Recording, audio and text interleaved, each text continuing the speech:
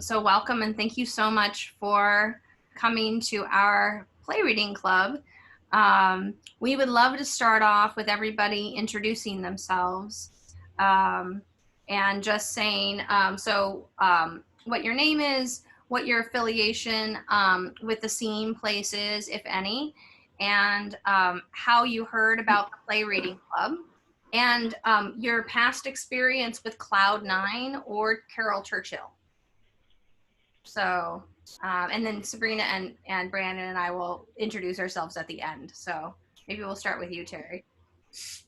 Hi, I'm Terry Peterson. I'm a board member for the Seeing Place. I heard about this through their email distributions, and I've seen Cloud9 twice at least, maybe a third time. I can't really remember, but and I've seen a number of other Karen Churchill plays as well. So I'm kind of familiar with her work, but not really specifically with this play. So I'm interested to hear more about it. And I also wanted to ask, what are you hoping to walk away with after today's discussion? I guess just a better understanding of what it takes to put a Karen Churchill play together and put it up as a full production, because she seems like a very unusual playwright, and it'd be interesting for me to hear about the process of putting that together. Cool. All right, we can definitely do that. So Jeff, what about you? I'm Jeff Castor. I'm a friend of the theater. I haven't seen Cloud9 before, and I don't know what we'll get out of this. I'm going to find out what we'll get out of this. Okay, that's great. So as soon as Eva joins us again, we can ask her, and we can just ask people as they come in to introduce themselves. So we were just kind of, as y'all were logging on, starting to talk about some of the memories that we were having about putting this show together. I remember the first time we read this play in the theater company. We have Monday night readings occasionally with our ensemble, and we read this, I think it was probably back in 2013 or 2014, and we were reading it at it was definitely in our 5th year we read it. Yeah. And I was like, what is this play? This is crazy. And so when we decided to do it in 2017, this was a big leap for us, I think, in the style of work that we do. Hi, Eva. Oh, that's okay. That's totally fine. We actually just had everybody introducing themselves. So if you wouldn't mind letting everybody know who you are, how you heard about the Play Reading Club, what your experience with Caryl Churchill or Cloud9 is, and what you're hoping to get out of today's discussion. Oh, it's a discussion? It's not an actual play? No, it's just it's a play reading club. But you should get a lot of, we are gonna read a small scene today, so you will get that. Oh, okay. I might get interrupted right now and then, because I will explain, because I am High Drama. I have a show called High Drama. It's a theater show, and we're trying to put together a Zoom meeting, and we're doing that now. And we're not technical people, so it's like herding cats right now. So it's like Mark recorded it. He's got to get it to Jan, and he doesn't know how to set up a Dropbox. So I might have to leave now and then to sort all this out. No problem.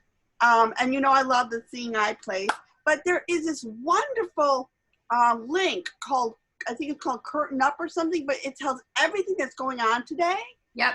And so that's where I saw it, and I'm like, oh, it's the Seeing Place, my favorite theater company. Okay. And there's all this stuff going on, like there's Stars in the House is having stuff at 2:00. At 4:00, they're doing The Importance of Being Earnest. At 6:00 is the Lincoln Center. There's so much going on right now. And quite frankly, I can't stand Caryl Churchill, but I love this play. This play is brilliant. I love Cloud9. The way it starts off as in India and this colonial thing, and then the same people play different characters. So you could have someone playing a little girl in one place and playing a horrible person. I love this play. Did you end up seeing our production? I'm trying to think if you sent someone or if you came to see. I'm sure somebody from my organization saw it because we all love you. It's always safe to send someone to one of your theaters because I know it's going to be good. Thank you. We appreciate it. Well, we're going to talk a little bit about kind of the nuttiness that ensues, just like you talked about. So maybe we can introduce ourselves then. Sabrina, let everyone know who you are and who you played in the production of Cloud9 that we did in 2017. Hi, I'm Sabrina. I played Maud in the first act and Victoria in the second act. And I'm a PSB ensemble member. And I'm Erin Cronican, and I played Edward, the little boy, in the first act, and then I played Lynn, the lesbian, which is how she's described, lesbian, in the second act of the play. And we co-directed as well. And I'm Brandon Walker, and I played Clive in the first half. AKA the horrible man. AKA the horrible man. And Kathy and the soldier in the second act. So so interestingly, we played each other's parents and children in each act. So I was his son in the first act, and then he was my daughter in the second act. So that was a little strange. But what a crazy show. I have some photos I wanted to share with you all of the production. I'm just going to share my screen real quick and show you and talk a little bit about, no, that's not the screen at all. Let's try another screen. That is a photo. There we are. Here we are. Oh, there. Yeah. So this shows part of our ensemble. You can see Sabrina there, and me as a little boy, and Brandon as Cleve, and Clive, Mrs. Saunders, and Harry. What we did was we painted the floor like a Union Jack, and then used lawn furniture as the main furniture for the show. Lots of, and here's our Bill playing our servant, who's Joshua. Yes, exactly. Our black servant. Black servant, Joshua. Mrs. Saunders and Clive. This is Clive. Very dirty, very dirty. And we have Maud holding on to Victoria. So if you remember from the play, Victoria is played by usually a doll or some sort of dummy. We used a mannequin head in our production. So that was Sabrina's best friend in the show. He took really good care of this cute little thing. I actually love the fact that I got to hold the character I would play in the second act and the first act. Yeah, that's really funny. And then the character of Betty in the first act, who was a man dressed as a woman, and then is played by a woman in the second act. Hari looks so funny in that. Yeah. This is the pedophilia scene that we read about. They're talking about touching one another, and I'm talking about driving a car, apparently. And this is the end of Act 1, where we are leading Joshua in the bleak midwinter song. In our production as well, one of the things that we did is we had chalkboards up at the back, and we had one chalkboard for 1880 and the other chalkboard for 1980, and we had each of the characters write down their survival tips for getting through that time. So you can see the character of the maid putting up her thoughts after all the other thoughts. Do you know which one that you wrote of these? Take a beating with a smile. I think I probably... do what you're told. Do as you're told. No, I think that one was mine. I probably never let them see you cry was probably me. Hide your pain is mine. Yeah. I definitely wrote be small and do as you're told. So that at the end of the show, we had this cacophony of advice for the people of that time period. Yeah. So that was something that we tried to do to emphasize the societal norms that were being discussed and debated in the shows. This is self-explanatory. Everyone's looking aside while I get the crap beaten out of me. The picture of Brandon as Kathy. And a scene that you'll see us read a little bit later between Victoria and Lynn. And how oppressive a little girl played by a boy could be. My face. Yes. Such judgment. And Brandon in his full regalia there as Kathy, causing havoc for everyone. So. And that dress would go up multiple times. Yes, that dress was. Yes, absolutely. Do you want to talk a little bit about why we chose this play, and maybe the group of us can talk a little bit about the modern relevance of what we think the play is about? I'm trying to remember what was going on in society at the time. Well, Trump had just been elected. Yeah. And this was over the summer of the year he was elected. His first year in office, yeah. So I think that well, one, it's a play largely about gender politics, and we had a whole season that was dealing with empathy, and there's something really wonderful about this play where you don't have to do this with this play, but there's an opportunity for somebody to play a character that is appropriate for them and a character that is stepping well outside of what is considered normal, both in terms of gender, in terms of age, in terms of expression for any given person in the play. Now, we also set out to do that with the casting of our production, where there are, on occasion, productions that don't necessarily do that have the first act characters and the second act characters played more or less in the same type range. Mm-hmm. They're still called upon to switch genders, but it doesn't always cross to a different kind of character in production history.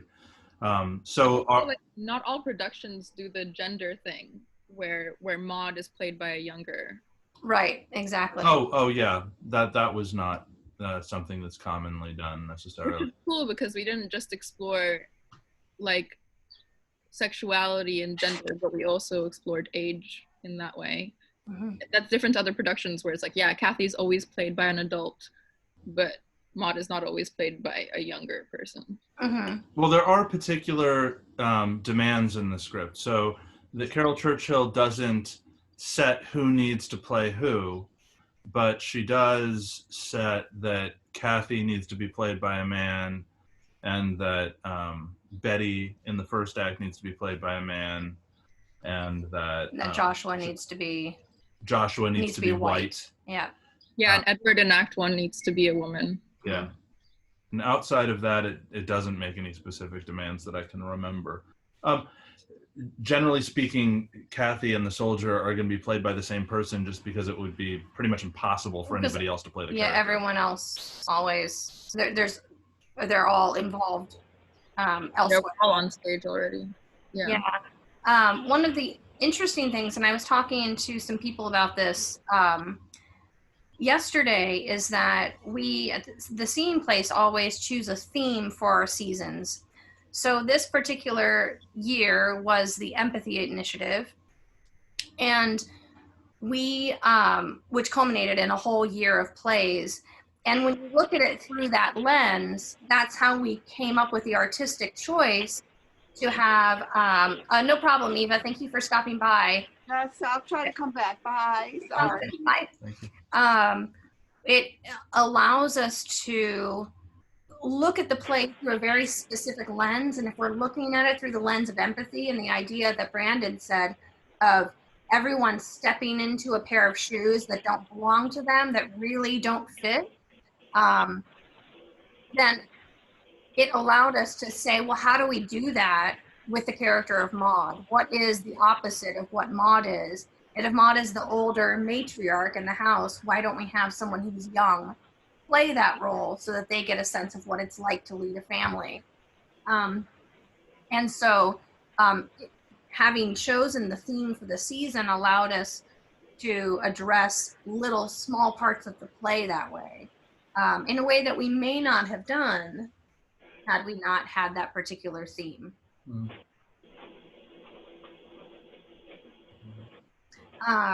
So let's talk a little bit about the study guide. So we kind of mentioned this. The first question is, what's the overall effect of Churchill's decision to have white people play Black characters and for men to play female roles and vice versa in the play?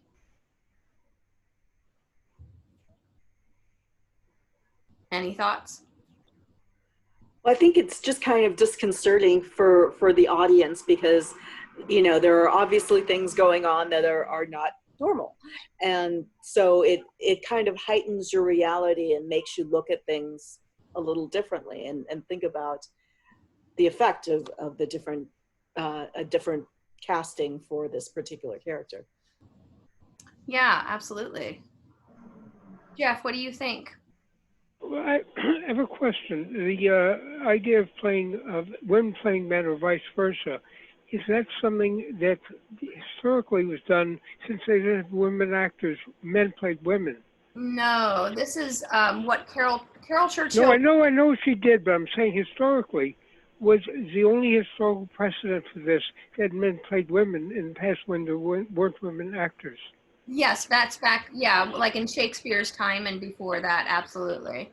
What distinguishes this play is that they also swap genders the opposite way, so women are playing male roles as well. So is there any precedent for that before her plays? Are there other plays like that before hers? Is this something that she created herself? I don't think that, I can't think of a situation where that is a precedent demanded by the playwright before that. I'm sure it exists. I mean, if we talk about Jean Genet's The Maids, which was written in the 1950s, it is written for women. I mean, there are 3 women in the play, or female characters, but the playwright has said on occasion that he expected that men would play those roles to further alienate the audience and put a spotlight on the role of gender, especially with regard to oppression. So perhaps that is a precedent. Yeah. So what was her objective of directing that both sexes and races change? Yeah, What? so that's the discussion. What was her objective? What was the reason she did this? What do you know? I know what I think about it. What do you think? No. Why did she do this? Do we know why she did this?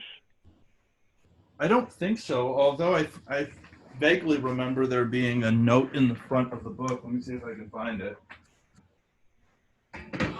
You guys should start talking. I mean, I think that the standard acceptance of this play is that by switching the genders, it highlights the behavior of the characters in a kind of a grotesque way. So an example of that might be the scene between Harry, the explorer, and Edward, the little boy. So by having Edward played by an adult woman, you're watching the scene unfold where where Edward is talking about the way that Harry has come on to him, essentially. The way that they would touch, the way that they would sort of almost kiss, and how much Edward loved that amount of attention. And if this were a little boy playing this character, it would be, of course, horrible, and we would turn our eyes away, and that would be something we wouldn't want to see on a stage. But by having it be an adult woman, you start to challenge your assumptions about what is being said and about what the relationships are, because it's quote unquote normal to see a young woman and a young man having a romantic conversation. Similarly, if you have someone who is playing a character who's supposed to be Black and he's played by someone who's white, what is it like to see that person be bossed around and treated in certain ways? When we see two white men treat each other that way, there is a kind of shock and a remove from the situation. It's hard to empathize with people who are doing that. And then you realize, right, that is the way that white men have talked to and down to Black men for centuries, and especially in colonial England. So I think that was what she was trying to do, is put a spotlight on the behavior of people, and by changing some of the dynamics to emphasize certain aspects of it. Did you find it? I did, and I could read it, but it's going to destroy our discussion at this point. I would rather read it at the end so you guys can hear it and talk about what our responses are to it without the influence of what her intentions may be. Because what our responses are as we watch it might be completely different than what she or they as a group intended. And I want to allow for that rather than starting with the influence. But from my point of view, it works very similarly to advertising, so that there are very firm molds in advertising of what we're used to seeing. And so it's starting to change on a certain level, but really not that much. We're used to seeing men be in dominant positions and women be in submissive positions. And the moment something challenges that, we respond like, oh my gosh, that's wrong. And so that's a lot of what happens throughout the course of this play. And so I think we have the opportunity, by not only just seeing that as a image, but as a person, there's an opportunity not only for the actor to empathize with another part of society than they themselves immediately understand, but for the audience to recognize not only some of the ridiculous things we ask of certain people in terms of what is acceptable behavior or unacceptable behavior, but we also get to see the struggle of someone that is not fitting in. And I think that that's a lot of what this play is about, is there are these molds that are very specific, and the characters themselves, regardless of who's playing them, don't fit the molds correctly. And it's a challenge for them, and that highlights the challenge. For me, directorially, that's what I find interesting about that and important. Yeah, I think in a way it's kind of like the audience sees their true inner selves or whatever. Like Edward feels like a girl or likes more feminine, traditionally feminine things. The people in the play see Edward as a boy and want him to conform to all these gender norms and put that upon him. And as an audience member, you can physically see what Edward actually wants to be, or what Edward actually feels like. It's like getting like an inside scoop. Or, for example, with Betty, it's shocking to see Clive treat Betty that way because it's a man and she's being silenced and like information isn't being told to her. Like there's this whole scene where Maud says, we're just not told things, we're not privy to the information that men get. And Maud is talking to a man as seen by the audience. And I think that just shocks the audience in a way that makes it easier to question why we have just adopted all these gender norms and expect everyone to adhere to them.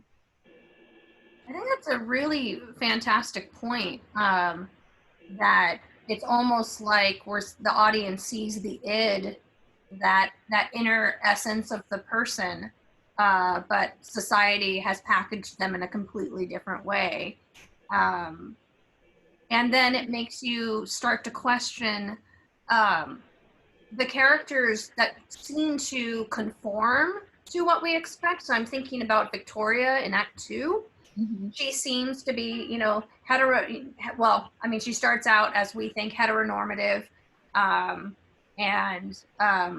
but she's dealing with a lot of baggage from her past that starts to then express itself in a lot of different ways. And how it's almost as though the playwright is training us through these really outlandish examples to look deeper inside the person, beyond what society expects. So that's why I think the character of Victoria in Act 2 is so complex and interesting. Yeah, I think it really shows, like, I agree with that. It shows the confusion of identity, like what people want me to be, and then what I want to be, and do I want to be what other people want me to be?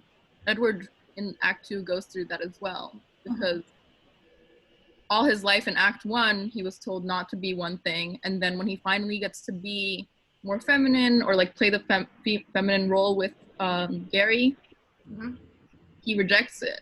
So it's kind of like, what do I actually want to be? And do I want to be this because other people didn't let me, or because I genuinely want to? It's just confusing. And I think it shows the audience because it's a woman in male clothes or a man in female clothes. So the confusion is like right in front of you. It's just a confusing image. And that's how we are inside at that point.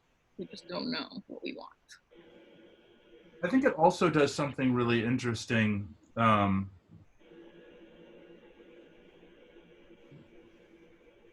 play is so confined in the first act, and all of the characters are so confined, so that once you step into other characters in the second act, they're almost all much more free than anybody is allowed to be in the Almost first wild. act. Almost.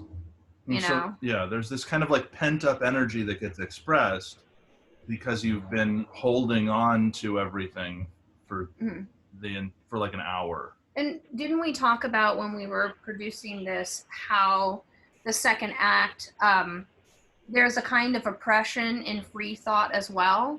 So with the with Victoria's husband character, he's so free and open, like, great, you want to be with women, great, no big deal, I've done this, you know. And he's disappointed that Victoria is not as liberated as he might expect her to be. It's disappointing that she won't just take the job and go on her own. It's disappointing that she might want to stay with them. Exactly. Pressure to be the opposite of what was going on before. Yeah, so that idea that, like, we think of the opposite of oppression as freedom, but there is a kind of oppression in freedom as well when it's being demanded by society. So when are we actually free? I think that's exactly what happens with Edward as well in the second act. Gary's like, you don't have to cook for me, you don't have to wait up and all this stuff. And he's like, but I want to. Like, why are you telling me I can't do that? Yeah. I'm curious, Terry and Jeff, have you seen any of these themes related to what we're talking about kind of expressed in society, in your lives? Maybe not directly in your lives, but in media or people around you. Does this resonate? Yes, it resonates, but I think I'm looking at this, the time she wrote it and the time we're in now. She's ahead of her time. People thought the old ways back then. She's trying to break those ways. But those stereotypes, people still believe in them. Even though you put this in front of them, now people look at it differently. At least we look at it differently. There are still people who won't look at it this way. There's still people who are stuck in the 50s or before. Mm-hmm. And we have this divide in our society where it's us and them. And them is still wants to be back in those times. When in the terms, America was great again. Not America, but society was great again. The way it was back then, when people had roles and they'd be superior to others, and the oppression. And I think that was expected back then, and people weren't offended by that as much as they would be now. At least we would be offended now. But there are others who aren't offended like us. And we have to remember, we live in a world that's really divided between us and them, because them don't see things the way we do. Mm-hmm. And it's very disconcerting to be in society with those people, and we tend not to want to be with them. If you see who you're associated with, who your friends are, you would rather be with people who think like you than people who think like they do, which is like people used to think before, which we think is wrong. Morally, we think it's wrong, but they don't even care. They don't think that they actually don't have the same morality we do. So, basically, that's what I say about this. Now, I was asking about precedent for changing roles. I used to go to something called the Ridiculous Theatrical Company. I don't know if it was before your time or you went to it. Charles Ludlam had a theater. That's all they did were plays where he and other people would reverse sex roles. In the middle of the play, he'd play both roles. Mm-hmm. He'd go out one door, in another door, he'd be a man, he'd be a woman. And it came up very effectively. That was basically comedy. But, that's what president I remember seeing. And, they still put his plays on irregularly. But that genre is pretty much gone. Mm. Right. But that was a precedent. The only time I really saw that, you see it in other plays, though, where men play women or vice versa. It does happen. But this one is really directed by the playwright. Mm-hmm. Right. So, like, rather than it being used for comic effect, we're seeing this play. Right. It was more not just I mean, was there comic effect here as well? Do you think it came off that way at all or not? Was it all very serious? I think so, but I think it was the ridiculousness of the moment, as opposed to and what was being said politically, as opposed to doing it for comic effect. So in our production of Cloud 9. Yeah, I mean, there was a lot of comedy, but the comedy was it was political in nature. It's very much a farce in that way, so that people are behaving, especially in the first act, in absolutely the most offensive ways, and it becomes funny not because we start to recognize it, and that's what we were setting out to do with this production. Is that all of the responses that we were having, we would just push a little beyond what is realistic, so that they could also be highlighted as like why, as a question almost of why do people behave this way in society. So like as Clive in the first act, I made it my mission to find every possible white male privilege way to behave and every possible way to oppress everybody on the stage throughout the show. And it was offensive. It was the kind of offensive that you're like, oh my gosh, but so it's sort of like uncomfortably funny, if that makes sense. People aren't laughing because they're enjoying it. They're laughing because there's something wrong with the individual.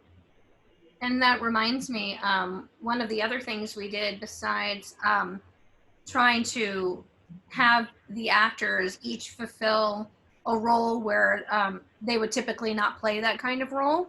We tried to make sure that each person played at least one role that was an oppressor. Mm-hmm. So we explored how is that person an oppressor. So for example, for me, playing the character of Lynn, how was I being oppressive over Victoria, over Kathy? For Sabrina, it would have been the character of Maud. How is she as the matriarch oppressive, right? And Victoria oppresses Lynn in the second act. Interesting. Like, she kind of treats Lynn the way, and I think Lynn even says this at one point. She kind of treats Lynn the way, is it Martin? Mm-hmm. Yeah, Martin treats Victoria, as in like, I always call you inconsistent. Like sometimes you're fiercely independent as Lynn, and sometimes you're not. Like I say, you're so inconsistent, Lynn, and I'm judging you in that way. In the same way that Maud judges Betty, and Clive has all his expectations about everyone. It's like it trickles down, so it's less, but it's still there in Act 2. Right. And I think the same thing happens with the farcical nature. It's still a little there, but it trickles down. Yeah, yeah. And there's so many different things to explore with regard to oppression as well, particularly in familial relationships, the marriages, the romantic relationships, as each act has a lot of intrigue romantically, but also the dynamic between parents and their kids.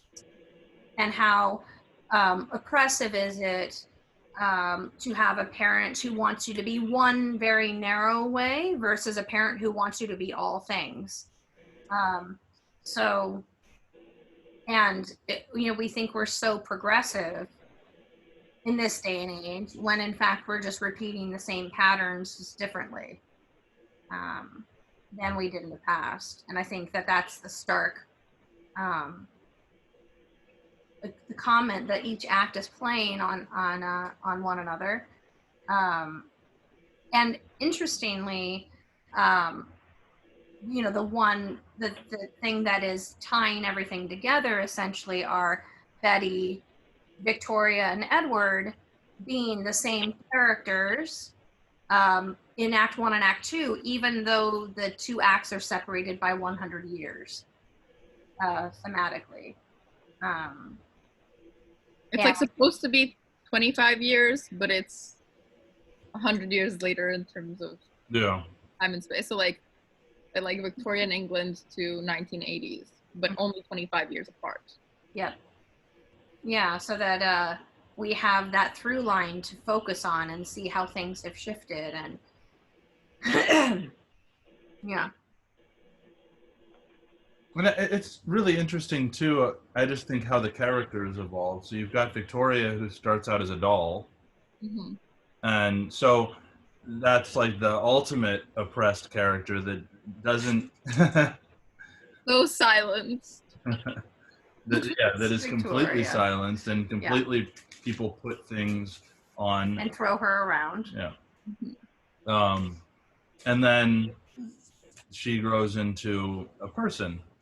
And maybe you can talk a little bit about her character, Sabrina. Well, she's always, she reads, and she has a son named Tommy and is married to an older man called Martin. And I think she just feels very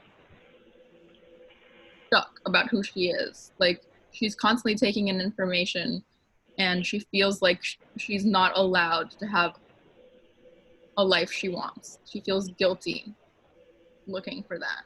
And I think that comes a lot from how she grew up. I mean, it's just ingrained in her. And even though Betty in the second act is so much more liberated than she was in the first act, and she gets divorced, she is still a mom that puts so many expectations on Victoria.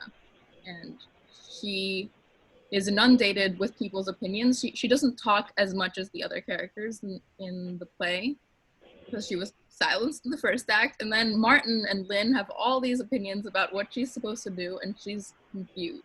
She takes in a lot of information through her books, through the people around her, and it's hard to recognize what's her voice as opposed to someone speaking through her. Yeah, And do you, so this like goes really nicely into the second discussion question where we're talking about power over other people. I'm curious, and I don't know if we explored this when we did the play, but I'm curious if you feel, Sabrina, that the relationship between Betty and Victoria is different oppressively than Betty's relationship with Edward in terms of, you know, how that a lot of times there's that discussion about mothers and daughters and the mother is trying to create the daughter in her image. Mm-hmm. Did you get a sense of that when you read it and you did it? I think it happens through, in the first act, through her want for Victoria to play with her doll that Edward always plays with. And I'm not sure if I remember correctly, but I think maybe Betty is less offended about Edward playing with the doll than Clive is. And then in the second act, it comes through in little ways, like Betty encouraging the relationship between Victoria and Martin really hard, and also what Victoria should and shouldn't wear. I think in a way, what comes through is Betty's disappointment in her relationship, and she's more independent, but she's still alone. So she very much encourages Victoria's relationship and turns a blind eye to any issues there might be there. Like, she may know she's sleeping with Lynn towards the end of Act 2 and has a real relationship, and she may also suspect about Edward's sexuality, but she ignores it till the end. Like, I think it's the very last scene where she finally says, yeah, I do think I do know that, but I'm not sure if I know that or not, or something like that. And I think it's more so the ignoring who Victoria really is that hurts, because Victoria's doing that herself. So, yeah. I'm curious to hear, Terry and Jeff, what your thoughts are. Have you seen this kind of oppression in people around you without being, you know, too personal and getting you to rat out your friends or family? But is this something that you've experienced or seen, or even in the media? And what are your responses to that kind of oppression? I think I've seen that, but it's not like with people I'm close with. I don't really see that. You see that in other people, relationships you think are bad, but then again, you tend to avoid those people. You notice it, but they're not intimately known. You just see it as an observer. And I think you tend to stay away from those people. You think the way they act is wrong, but it does happen. And, you know, the thing, you talk about the oppression of the white man over the black man, it was a class oppression too. Privileged white men acted that way towards white men who were like servants or of the lower class. So there wasn't strictly a racial thing, a class thing too. A class or caste thing. People are looked down as less important. And therefore, those who feel they have a privilege feel they can look like that at everybody. It's not just at men, at blacks, or at women. It's also against other white men who are considered to be lower class to them.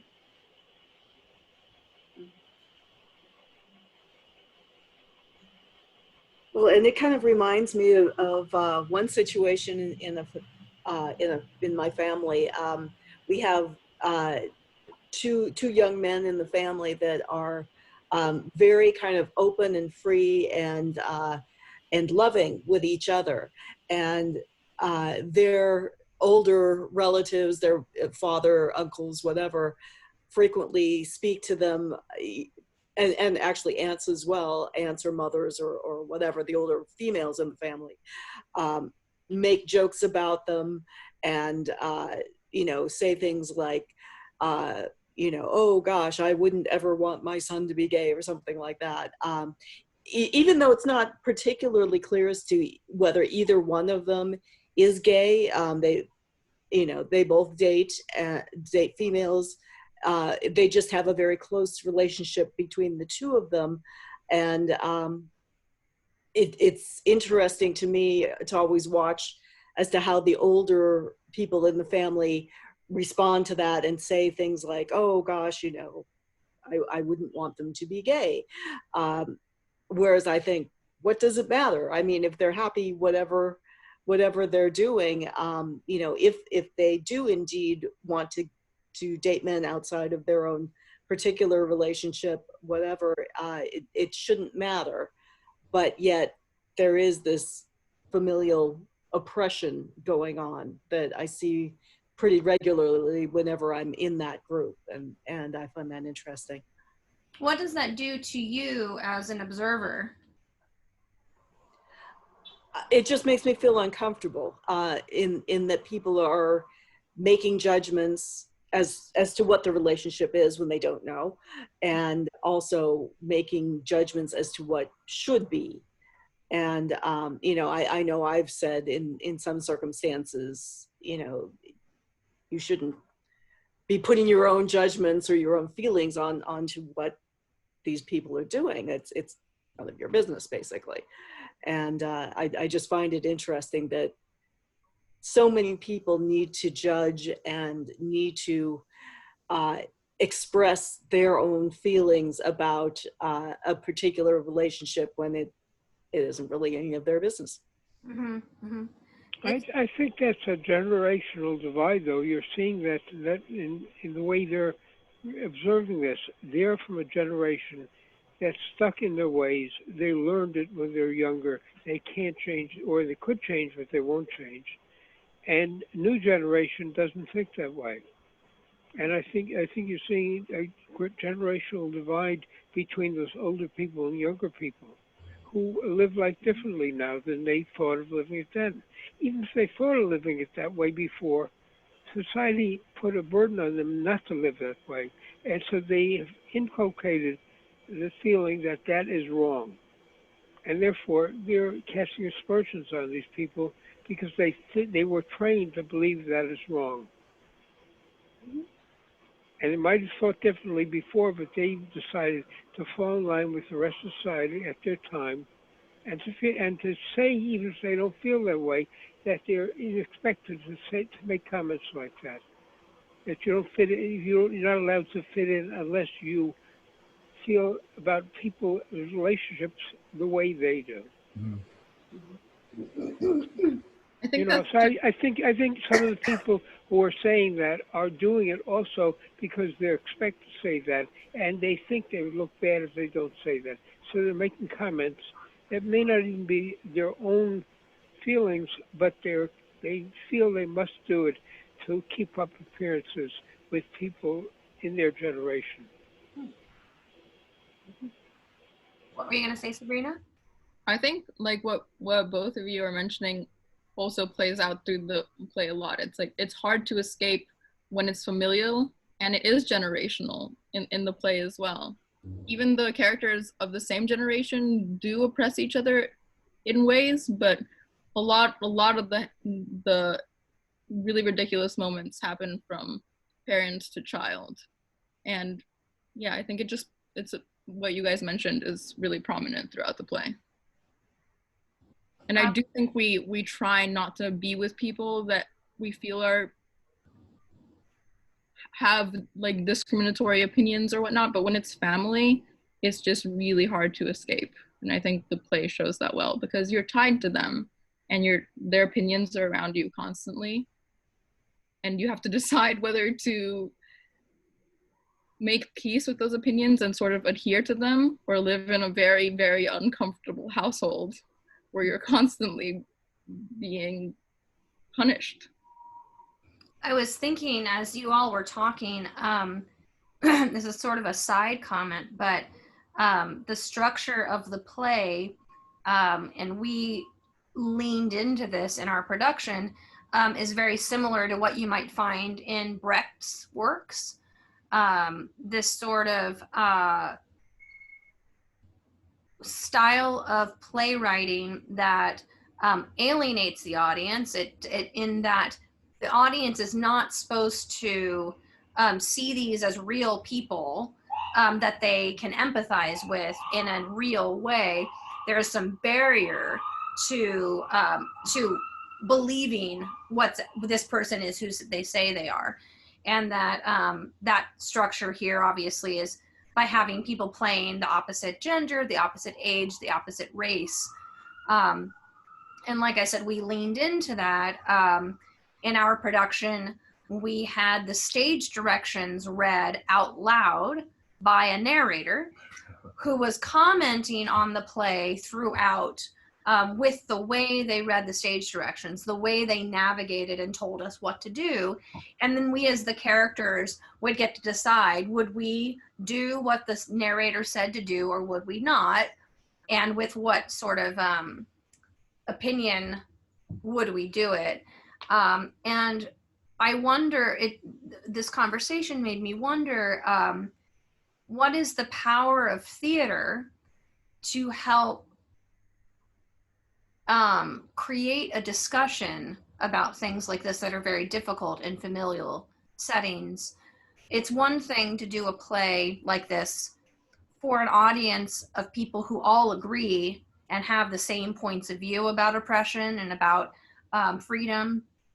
And I wonder if you all think that a play like this could be a gateway to some sort of understanding between two different classes or two different generations, two different ideologies. What do you think is possible?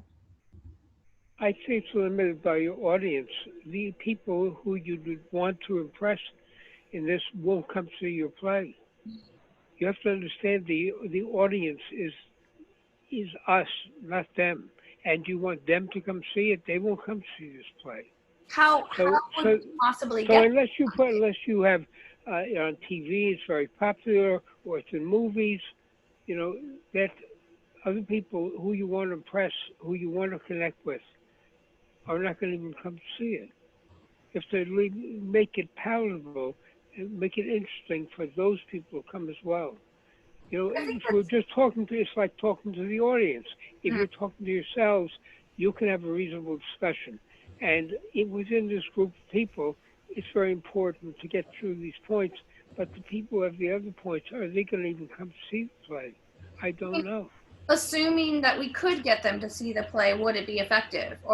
And I think that that's what Caryl Churchill is getting to. I think what you're talking about is spoon feeding the opposite side little bits of our own reality. Like, here's a little bit of it. Can you accept it?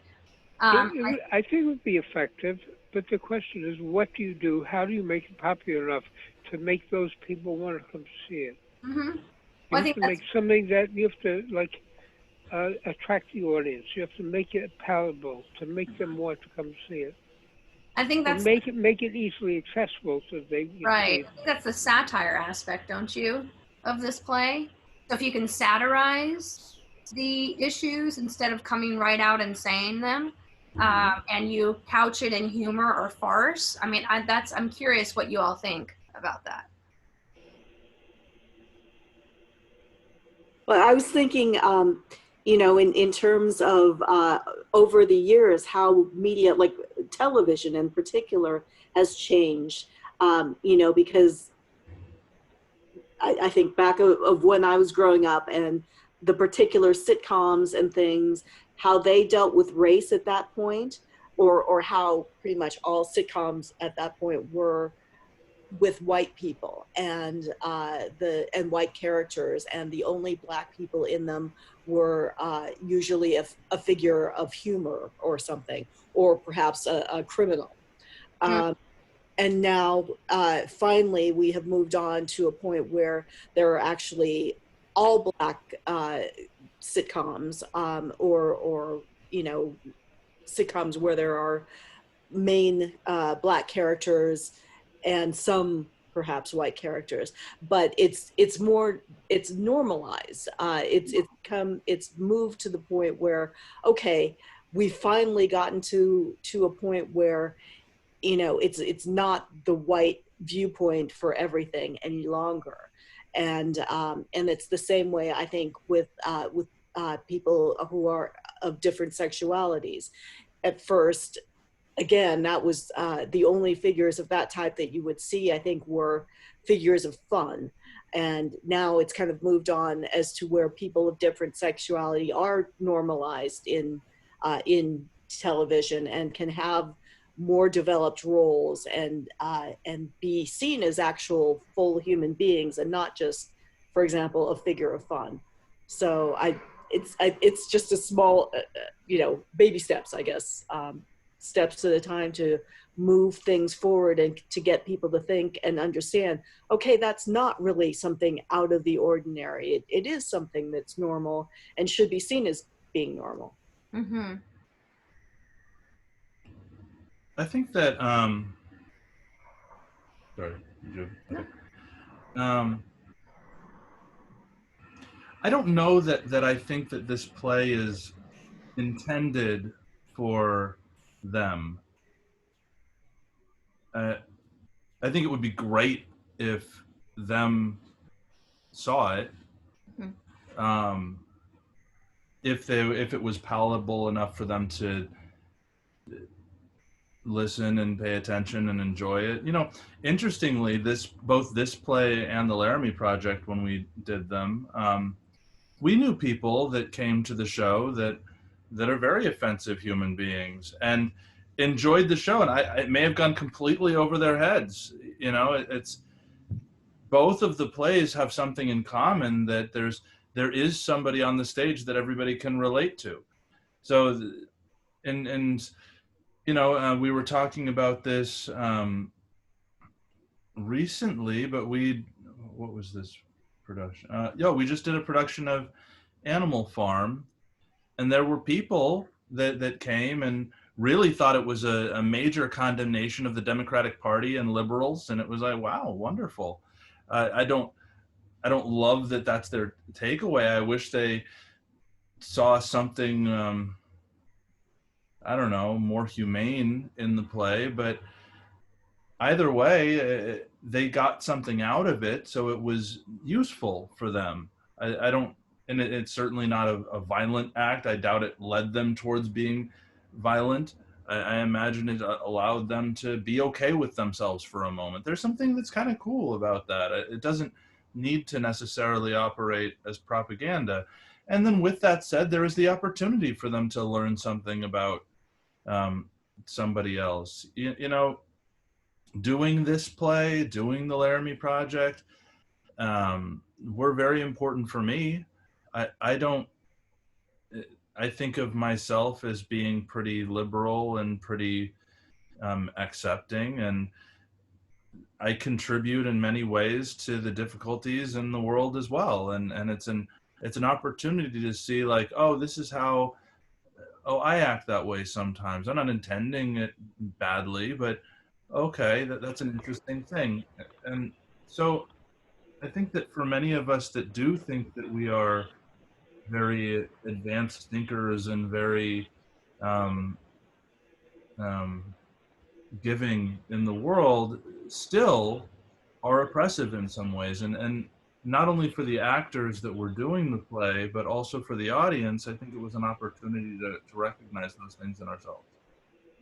Yeah, and sometimes those things have nothing to do with gender, sexuality. They just have to do with these expectations we have of the people around us and how they come out sometimes, and how that's unfair because that's all about you and not about them. I do it all the time with people I'm close to, and it's something to work on. I think if someone can come see the show and see beyond treating people that way just because of their race or their sexuality or their gender or their age, if they can see beyond those things and see where in their lives they might be making others feel put upon by them and their opinions and their expectations and their way of life, that's a success. You can be like, oh, I think I might have done something like that to my friend yesterday.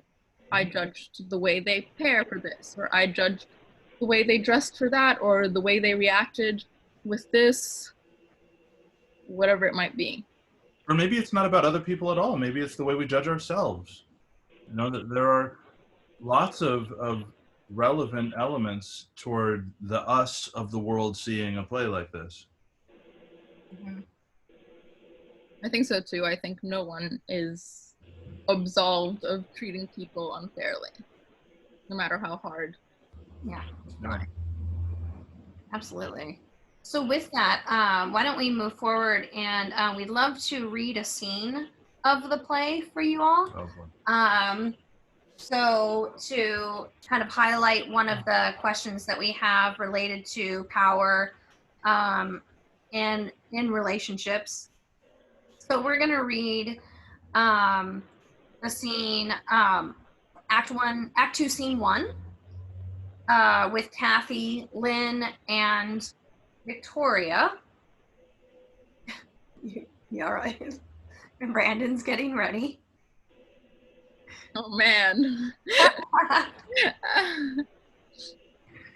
I don't know how to like look at the script on my screen and look at you guys. Well, that's something to I've been figure out. making the chat window really small. Yeah. And then you can spotlight or pin our video.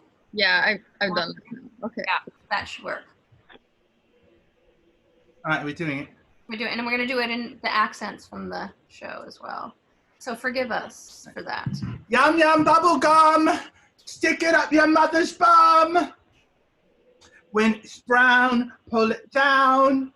Yum yum bubble gum. Like your shoes, Victoria. Jack be nimble, Jack be quick. Jack jump over the candlestick. Silly Jack, he should jump higher. Goodness gracious, great balls of Kathy, fire. do stop. Do a painting. You do a painting. You do a painting. What shall I paint? Paint a house. No. Princess. No. Pirates. Already done that. Spacemen. I never paint spacemen. You know I never. Paint a car crash and blood everywhere. No. Don't tell me. I know what to paint. Go on then. Need an apron. Where's an apron? Here. Don't want an apron. Lift up your arms. There's a good girl. I don't want to paint. Don't paint. Don't paint. What should I do? You paint. What shall I do, Mum? There's nobody on the big bike, Kathy. Quick. Tommy, it's Jimmy's gun. Let him have it. What the hell? I don't know how you can concentrate. You have to, or you never do anything. Oh, well. Really warm in here. That's one thing. Better than standing out there. I got chilblains last winter. It is warm. So Tommy doesn't let you read much. I expect he talks to you while you're reading. Yes, he does. I didn't get very far with that book you lent me. That's all right. I was glad to have it, though. I sit with it on my lap without watching telly. Well, Kathy's off. She's frightened I'm going to leave her. It's the baby mind that didn't work out when she was 2. She still remembers. Don't get them used to other people if you're by yourself. No good blaming me. She clings around my knees every morning at the nursery, and they don't say anything, but they make you feel like you're making her do it. But I'm desperate for her to go back to school. She'd cry when I left her that first day. You wouldn't. You're too fucking sensible. You call the teacher by her first name. Really fancy you. What? Put book down, will you, for 5 minutes? Didn't hear a single word I said. I don't get much time to myself. You ever go to the movies?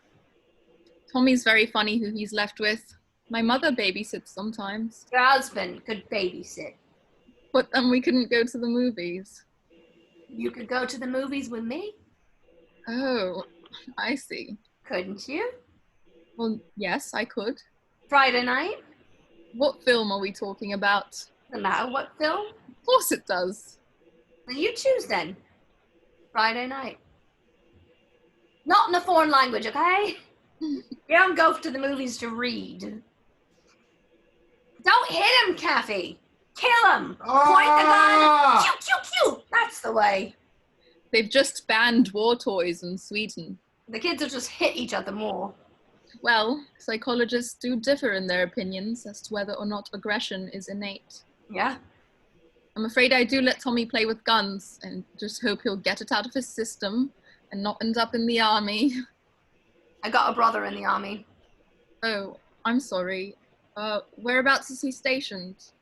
Belfast. Oh dear. I got a friend who's Irish and we went on the troop scout march. Now my dad won't speak to me. I don't get on too well with my father either. And your husband? How do you get on with him? No, fine. Up and down, you know, very well. He helps with the washing up and everything. I left mine 2 years ago. He let me keep Kathy. I'm grateful for that. You shouldn't be grateful. I'm a lesbian. You still shouldn't be grateful. I'm grateful he didn't hit me harder than he did. I suppose I'm very lucky with Martin. And don't get at me about how I bring up Kathy, okay? I didn't. Yes, you did. War toys. I'll give her a rifle for Christmas and blast Tommy's pretty head off for a start. I hate men. You have to look at it in a historical perspective in terms of learned behavior since the Industrial Revolution. I just hate the bastards. Well, it's a point of view. That's the end of that scene. Cool. So, with that, the question, let me open the question, is discuss Lynn's role as a parent. How do her views about life and sexuality play out through Kathy? So this scene doesn't show all of that dynamic, but we are starting that conversation regarding the toys that she's allowing Kathy to play with, the personality she's suggesting through the kinds of things that Kathy paint. And then certainly the argument that's getting started here that continues on through the act with Victoria about parenting. So.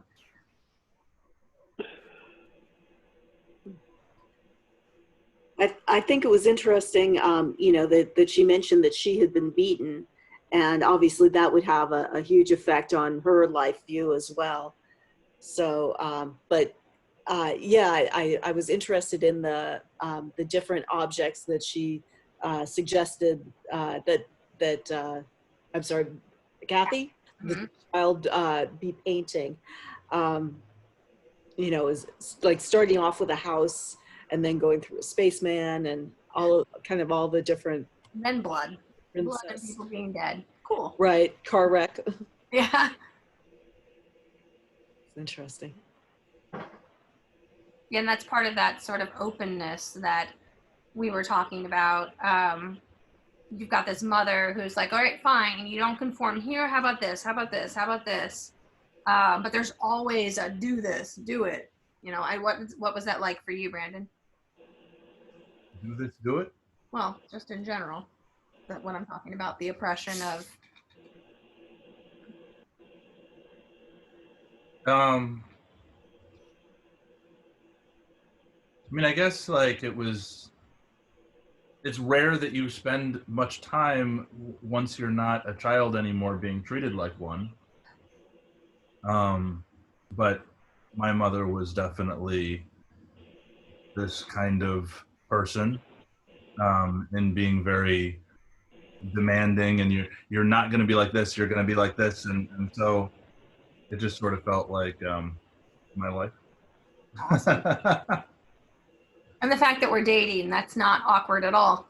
That I'm like your mother in this play. Yeah. Yeah. Nope. I mean, it's interesting because like Kathy throughout the play is like trying to entertain herself by herself pretty much the whole time, so that it's not a very active role that Lynn is playing exactly. So as I was saying earlier, like what I mainly remember is me just playing make-believe the whole time, doing paintings and running around, Shooting people. shooting invisible people. Like, yeah. That's basically what I spent my time doing. Eating chocolate. Eating chocolate, yeah. Oh God, it was it like would melt in the play and go all over his face, and then we would call it a nosebleed. Right. Was that it? Yeah. Well, because he was acting like it was a nosebleed, but no. Then he's just licking it off his hands, and it's chocolate.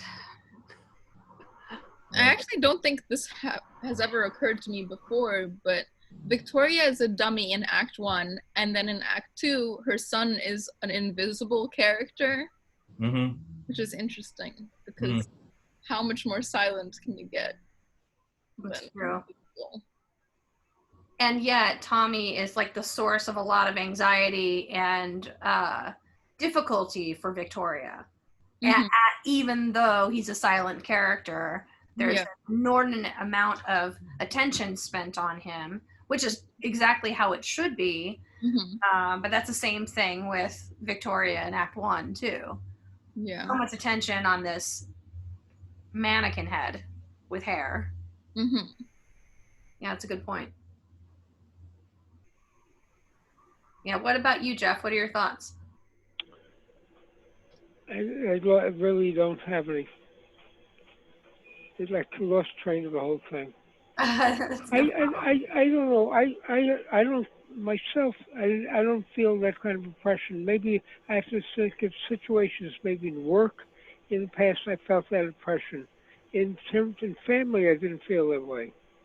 And I think in this play, there's oppression within family. I would say, if there's in the past mainly oppression in work, people who were superior to you who wanted to act as they were. And there were different people at that level who acted different ways. You know, some people want to be oppressive and some want to work with you. And they're like, I don't know if there's like two kinds of people, but there's an array of people like that. Some who are just naturally oppressive and some who want to work with you and you want to work with them too.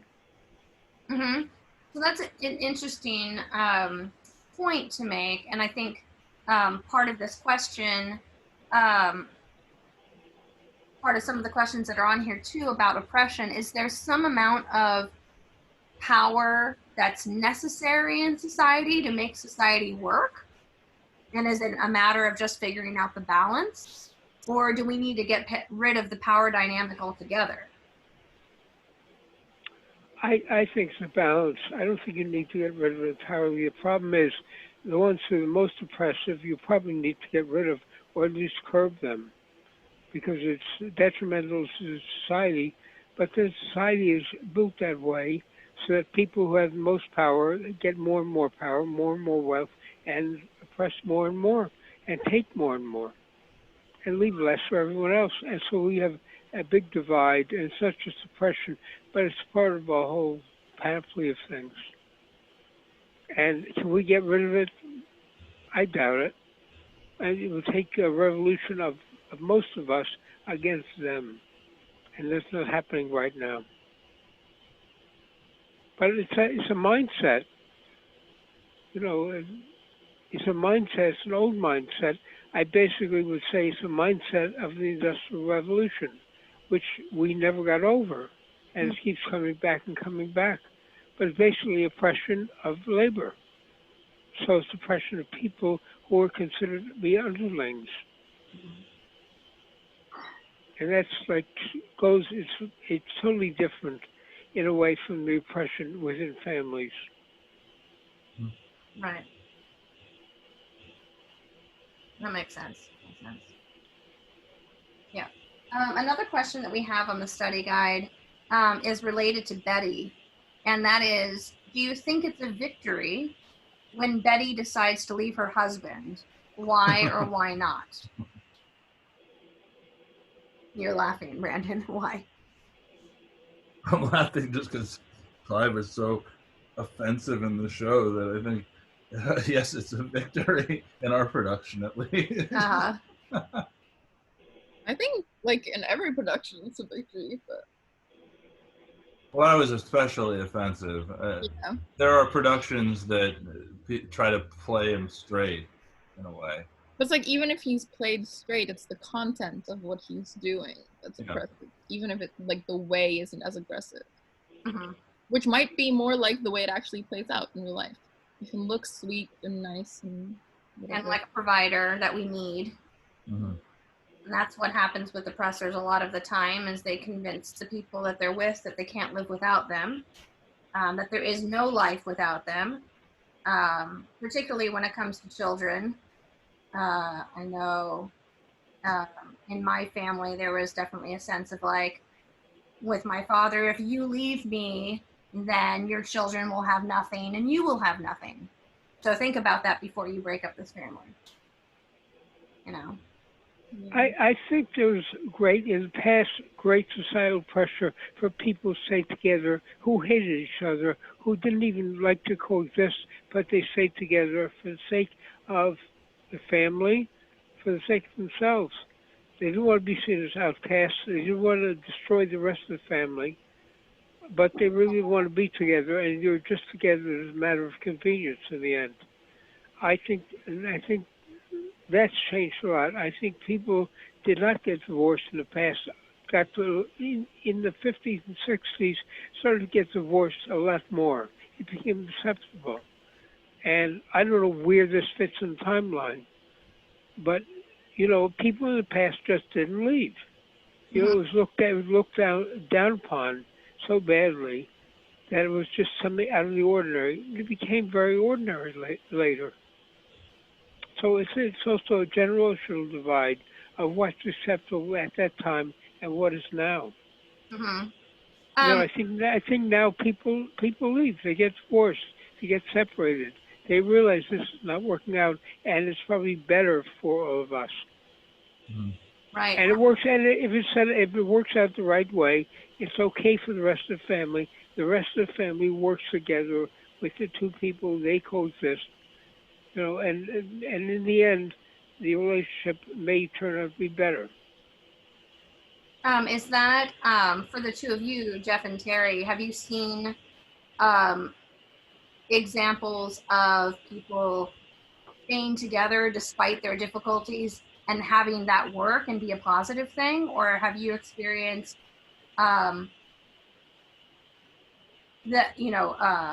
that not working and like a divorce or some sort of split being necessary in order for people to be happy? I think it can work both ways. I mean, I've seen situations where people are not getting along, but they are kind of able to distance themselves enough that that they make a relationship work and make a family work. But then, there are obviously plenty of other situations where, they continue on and on and on, and it just becomes more and more dysfunctional and more painful pretty much for everybody involved. Mm-hmm. So I think it kind of can go either way, and it depends on the situation as to whether or not it's the right decision in the long run. Right. One of the things that stands out to me about the scene with Betty is her distinct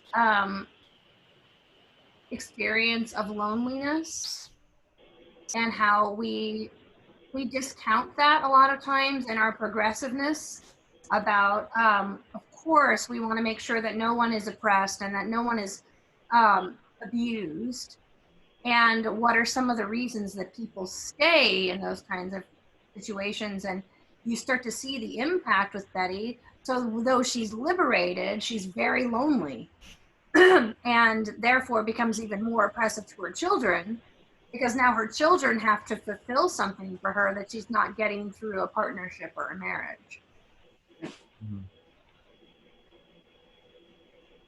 Yeah, I think that's the case in a lot of situations. And, even nowadays when there are more options for help for people who do leave, there are, ways of earning a living or getting other financial help that is needed. But I think there are still so many people who make the choice to not leave an oppressive situation because just of the loneliness. They think, oh gosh, I will have to start over again dating. I will have to find other people to be with. And that is just the thought of that is so overwhelming that it makes them not want to leave. Mm-hmm. So they're in a bad situation. And also the feeling that there's an element of control even within an abusive situation because you know what to expect. Mm-hmm. And by leaving that situation, you're all of a sudden in the great unknown. And so sometimes it's more comforting for people, even with abuse, to stay in that situation. And I think that's what Betty is grappling with here, is that she jumped into the unknown and now there's nothing to tether her. Yeah. Yeah. I think it's like an extremely brave move. And I think she went wrong in the sense that she didn't go out looking to, like, it's essentially starting from zero in Betty's case, because her whole life she hasn't really developed a personality of her own. Very similarly to A Doll's House, she's just being whoever everybody else wants to be. Like, Nora felt the same way. And the difference is that Nora left her kids, and with Betty, she didn't. But I think there has to be an acceptance of really starting over, being like, I will start over, and I'm going to put energy into other people and figuring myself out, and be very careful not to just move from one person to another. But it's hard if you're scared of adopting someone else's personality by just jumping into a relationship. You might avoid a relationship altogether and then be very lonely, as you say. So I think it's just really about finding yourself and then accepting that you might get hurt again, or you might make the same mistake again, but trusting that you can get out of it again as well. Mm-hmm. Like, letting yourself be open to life, I think, is where Betty went wrong. And then at the end, there's hope for her in that last scene with Gary, that she might start taking that second step of inviting other people into her life other than her children. Yeah. Yeah, I think that's such an important point. And a lot of times when we produce plays, we ask ourselves as we're producing them, like, what's the final message that we're leaving with our audience? What are they walking away with? And I think you just hit on something so important, Sabrina, which is this idea of hope. There being hope for Betty, since she really is the person who ties the whole story together.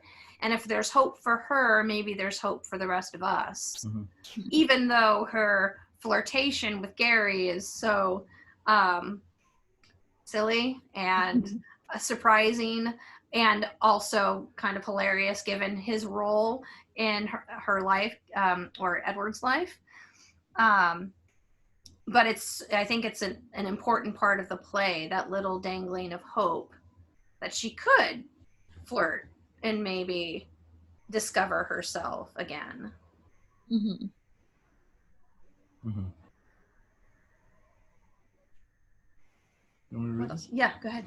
All right. Can you show the front of that book too? I think the artwork is really It's a cool piece of artwork, actually. This is the nice play we have. Very cool.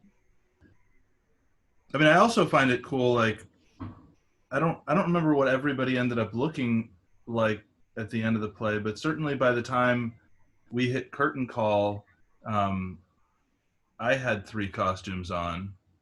So it ended up being kind of like that. Like a triptych like that. Yeah. Yeah. I think everybody else had, like, their costume from Act 2 and an element from Act 1, if I remember correctly. Is what I put on my jacket. I haven't had a hat. I don't remember what I had as Edward. I don't remember. I think I had a hat. Yeah, a hat would make sense, I think. Yeah. Yeah. But anyway, this is a little long, but it's not in a crazy way. It's a couple of pages. But I think it's really interesting just to share. So this is the introduction to this book. And I'll just read it. So Cloud 9 was written for Joint Stock Theater Company in 1978 to 79. The company's usual work method is to set up a workshop with the writer, director, and actors, research a particular subject. The writer then goes away to write the play before returning to the company for the rehearsal and the rewrite period. In the case of Cloud 9, the workshop lasted for 3 weeks, the writing period for 12, and the rehearsal for 6. So fast. Yeah. Wow. So the workshop for Cloud 9 was about sexual politics. This meant that starting point for our research was to talk about ourselves and share our very different attitudes and experiences, which we also did a lot of, by the way. We also explored stereotypes and role reversals in games and improvisations, read books, and talked to other people. Though the play's situations and characters were not developed in the workshop, it draws deeply on this material, and I wouldn't have written the same play without it. This is written by Caryl Churchill. When I came to write the play, I returned to an idea that had been touched on briefly in the workshop, the parallel between colonial and sexual oppression, which Janae calls the colonial or feminine mentality of interiorized repression. Interesting that we talked about Janae a little bit earlier, too. Yeah. Yeah. So the first act of Cloud 9 takes place in Victorian Africa, where Clive, the white man, imposes his ideals on his family and the natives. Betty, Clive's wife, is played by a man because she wants to be what men want her to be. And in the same way, Joshua, the black servant, is played by a white man because he wants to be what whites want him to be. Betty does not value herself as a woman, nor does Joshua value himself as black. Edward, Clive's son, is played by a woman for a different reason, partly to do with the stage convention of having boys played by women in Peter Pan, radio plays, etc., and partly with highlighting the way Clive tries to impose traditional male behavior on him. Clive struggles throughout the act to maintain the world he wants to see: a faithful wife, a manly son.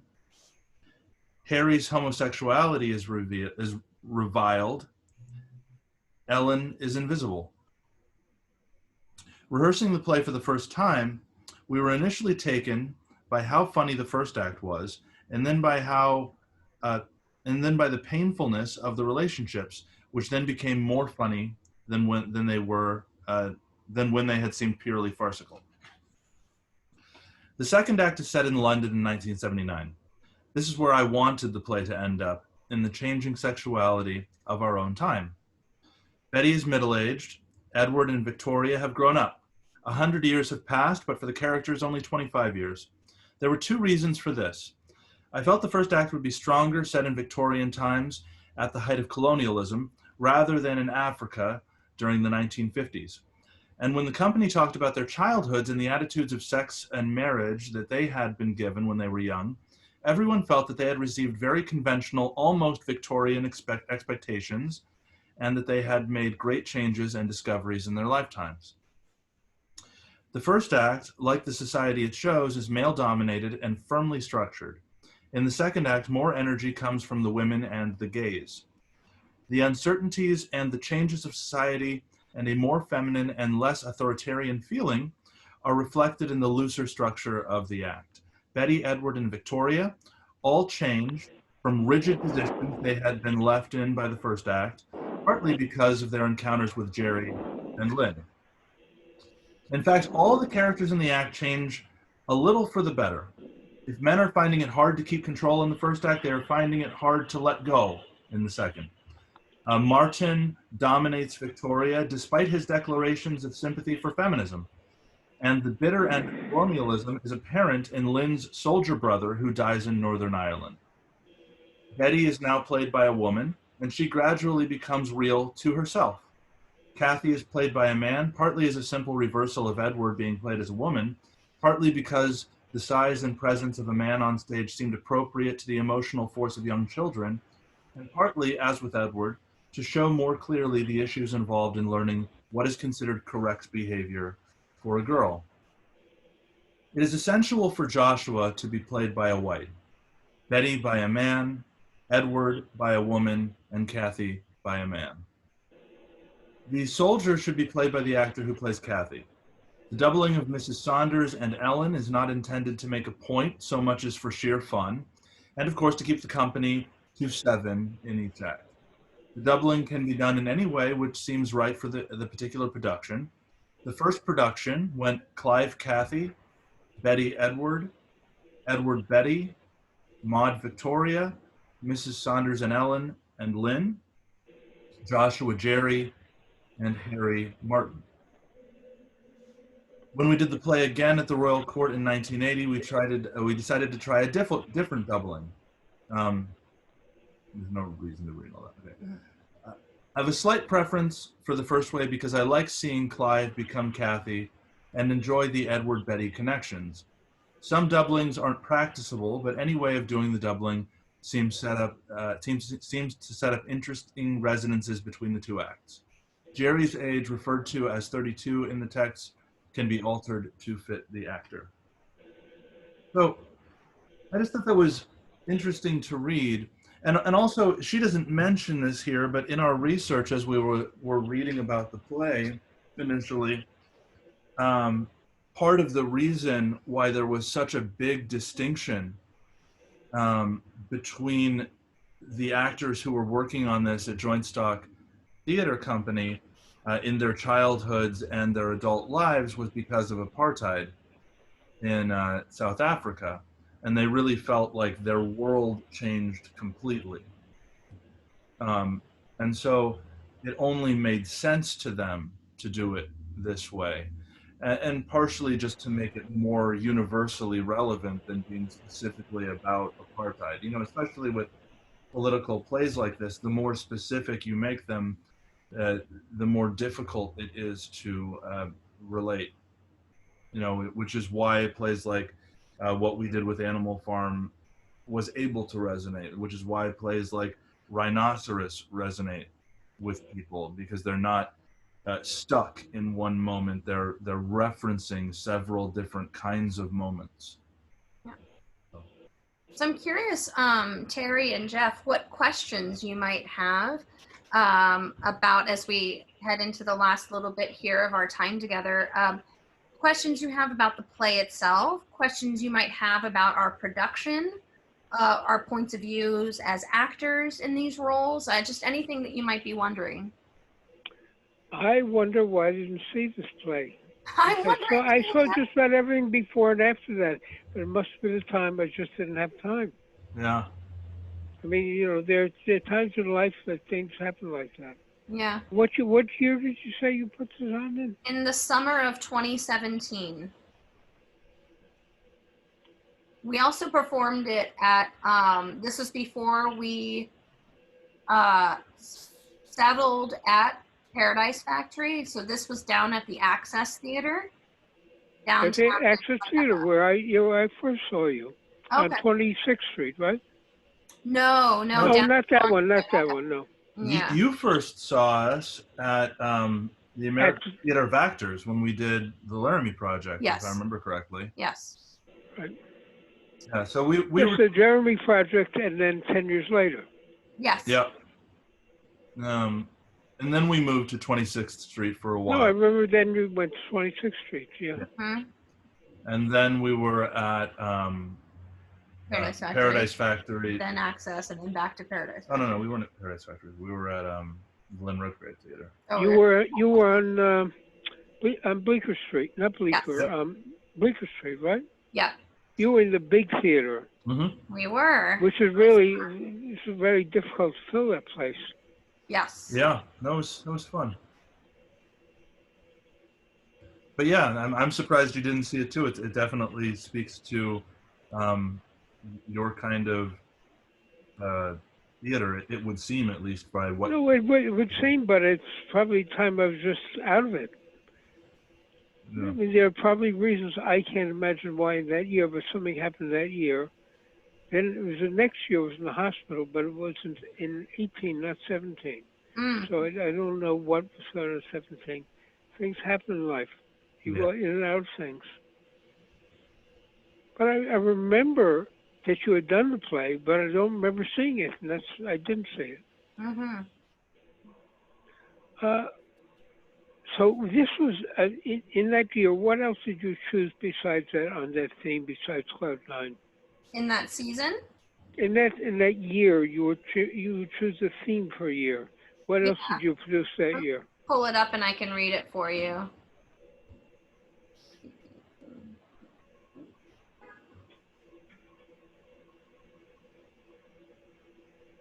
So what's that? Was Jack Goes Boating part of that? Yeah, so we started the season with Macbeth. And then the next show in the season was Cloud 9. And then we, actually, no, we ended with Macbeth the previous season. So we started the season with Cloud 9, Right. then we did Jack Goes Boating. And then we finished that season with the 3 plays, The People versus Antigone, My Name is Rachel Corey, and I saw those plays. Yeah, I saw all of them. Yeah. That was at Paradise, right? Yes. Yes. So I don't know why. For some reason. Because I saw all 3 of those plays. And we're so grateful that you did. Thank you for always coming out and supporting. Thank you. All right. Yeah. Any questions from you, Terry, at all? I was wondering, for each of you, what was your favorite part of this show? I mean, my literal favorite part of the play as an actor was playing hide and seek as Edward, because I got to go absolutely crazy. I was just like imaginatively running around the stage, and like the idea that I as a human being could be hidden behind plants was of course absurd, but I really thought like, I'm invisible right now. And I would like do everything I could to like make people laugh. The audience first, because it was that kind of presentational play. Like I would hide within audience chairs if there were people like missing from a seat, then I would kind of duck in there. I'd hide next to them and to like tell them to be quiet, and just I was doing ridiculous things, but the amount of energy I was able to just put out, that was really fun. And just generally playing a little boy, I haven't gotten to do that since I was a young person. So just for moments on the stage, that was my most fun. As an actor, I don't know what would be my favorite moment, but I loved watching because we were all on stage the whole time. And so when we weren't in a scene, we were on chairs on both sides of the stage. I loved watching the Clive Harry scene. That was wonderful. It would always go very differently, and it was just ridiculous. And I guess as an actor, I think all the like little sweet moments in the second act between Edward and Victoria and Lynn and Victoria, where there was just like a sweetness that wasn't present in Act 1 at all, was a really nice relief. Especially when we were singing together. No, that was my least favorite. I do not like to sing in front of people. There were certain challenges that I found really enjoyable. So like, over the course of doing the play, I developed, with a lot of help from our accent coach, the ability to do like RP, which I really had not been very good at before. It's like the Queen's English. Yeah. Yeah. And so that was an interesting problem to have, because it was like a major point of my concentration throughout the entirety of the first act. And it helped with the sort of oppression that Clive himself is under to be like correct all the time. So it was an interesting kind of parallel that was going on. And I really did appreciate that. And then like the accent that I do well with, which is pretty much any lower class British accent, I couldn't quite do because I was playing Kathy, and so my focus was on voice placement largely. So it wasn't until The Soldier that I got to just come out and be for a moment, like absolutely freely, which I always really appreciated the ability to do that, and it only lasted a brief second. And And then other things that I really loved terrorizing everybody in the first half. That was just so much fun. You know, that's a blast to do on stage. And he would try to find what is the most inappropriate thing I can do at this moment, and I'm going to do that. So one of the things that I counseled him to stop doing after we had our photos taken was he had decided to take the big silver tray that would normally carry drinks and fan himself with it. So there are all these pictures where he just has this tray in his hands, and I was like, that makes no sense. Why? So don't do that. Because, but he would just, this object, I could use this to do this. And he would just do it, even though it wasn't appropriate. I mean, and it was appropriate for Clive to do that, of course, because he was the man of the house and he could do whatever he wanted. But it was also a very interesting sort of problem that we were given. The actor who was playing Betty in the first half really took the note about farce to a very extreme level. Yeah. And so part of even why some of the oppression got as extreme as it did was because I had to constantly outdo what that actor was doing. And it turned into like a torture scene at one point. Yeah. And it was one of the things that she also counseled me not to do was I put a scarlet letter on on Betty at one point as Kathy, and I don't remember why you counseled me not to do that. On Betty as Kathy? No, on Betty as Clive, sorry. Yeah, okay, yeah. Yes. Well, it was just it's quite a statement that we had no discussion about as co-directors. So I was like, but you just found a piece of paper and put an A on it and stuck it on her. I was like, that's inappropriate. And then it's just a lot of fun to, I don't think that I have before that had an opportunity to gender bend on stage. And I have a lot of issues with gender in the first place and fitting into my own understanding of myself and what is expected of me. So that was really enjoyable for me.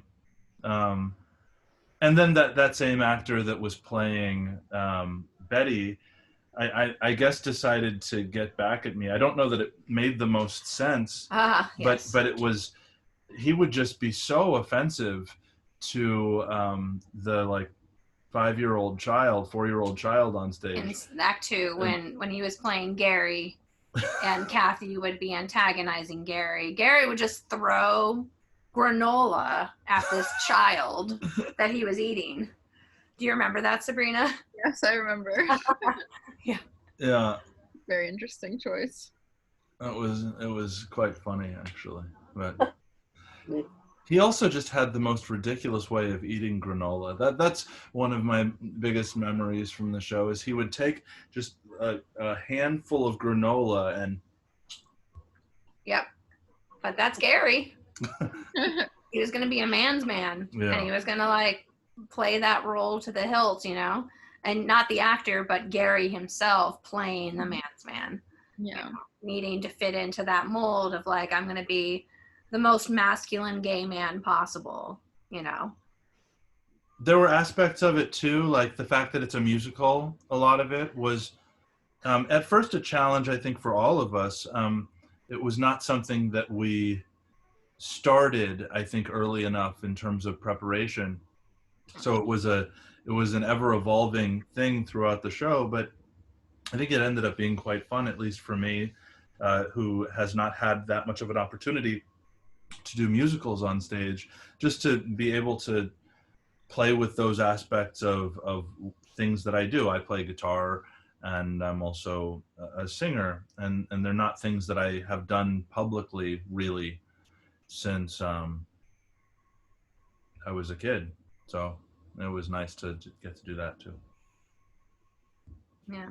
Any other last questions before we wrap up this this session? or comments? Not for me, but thank you very much. That was really interesting.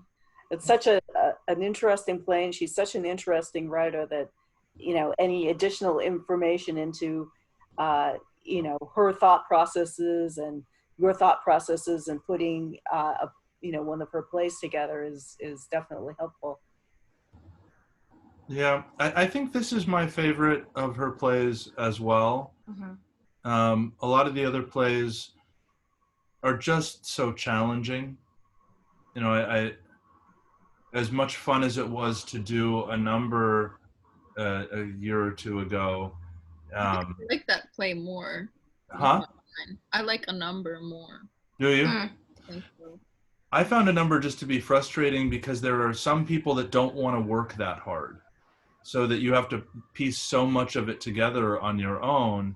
And I would almost always come out to see people after the show and they'd be like, so what was happening? Not everybody. Some people got it. Yeah. Yeah, I like saw it. I'd never read it before. I saw it once. It was very clear. I mean, I saw it 3 times, but after the first time I saw it, I understood what was happening. Yeah. I don't get how someone could not understand. Because they don't want to work hard. They don't want to have to figure it out. And that's not necessarily enjoyable for them. And I think that's a very common thing with Caryl Churchill's plays, is that it's not all laid out for you to just pick and choose what you want to listen to. You have to come in and really invest yourself in the work. And I think that that is something that we as a theater company are committed to, is presenting works that are challenging and thought-provoking. You know, it's not easy theater. You're not just going to be a passive observer when you come see our work. You're going to actually be involved intellectually and emotionally. Yeah, I think it could just be a taste thing. Absolutely. If you don't have to be invested, I would lose interest. So I guess some people would have the opposite. Yeah. Well, it also depends on how you personally deal with being confused about something, you know, as opposed to other people. I know people that if they're confused about anything, they just stop listening and until the confusion is resolved. And if the confusion doesn't get resolved, then they're just not present. And that's I think it's partially driven by our TV culture is very, like, everything's very standard and it's very clear and it's very set up. And a writer like Caryl Churchill really goes against the grain of how we're used to experiencing story. And so it is plays like this, plays like Marat Sade, they are speaking to a very finite group of people in that particular aspect. And I think as an audience member, it would be very difficult with Cloud9 to figure out, like, to realize quickly enough in Act 2 which characters are still here from Act 1, because they're not played by the same actors. So you would definitely have to look at the playbill or just really pay attention to names. Yeah. Well, thank you all very much for your amazing questions and your contributions to the conversation. As usual, we have a number of programs. We have our next play reading club is going to be Three Sisters, which is a play that we did in our 3rd season. So that information's on our website. If you haven't already and you feel compelled to do so, if you'd like to make a donation toward this education program, we will take it. The donation address is thesameplace.org, or you can go to our website and click on support. And 100% of that money goes toward the education program, and for us to be able to continue to produce some artistic content throughout this pandemic. So thank you all. We really appreciate it.